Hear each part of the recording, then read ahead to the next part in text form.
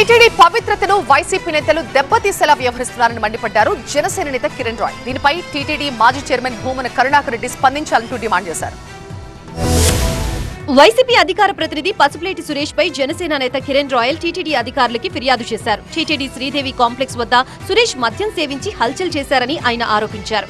పవిత్రమైన టీటీడీలో ఇలాంటి ఘటనలు జరగడం బాధాకరమని, పునరావృతం కాకుండా అధికారులు కఠిన చర్యలు తీసుకోవాలని కిరణ్ రాయల్ కోరారు. Spokes person YSR Congress party official spokes person అనే పదవి ఉంది కాబట్టి మాట్లాడుతున్నా. అతడు ఫుల్లుగా మద్యం తాగి వాంతులు చేసుకొని వికృత చేష్టలు చేసి సాక్షాత్తు ప్రెస్ క్లబ్కి కొంచెం దూరంలో ఉన్న శ్రీదేవి కాంప్లెక్స్ నందు పడిపోయి తూలుతూ నిద్రపోయాడు. నా అనుమానం ఏమంటే కోటి సంతకాలు కాపీ కొట్టి అలిసిపోయి పడుకున్నాడేమో, బీడి దాగి అనుకుంటున్నా. పసుపులేటి సురేష్ వ్యవహారంపై టీటీడీ మాజీ చైర్మన్ భూమన కరుణాకర్ రెడ్డి స్పందించాలని డిమాండ్ చేశారు కిరణ్ రాయల్.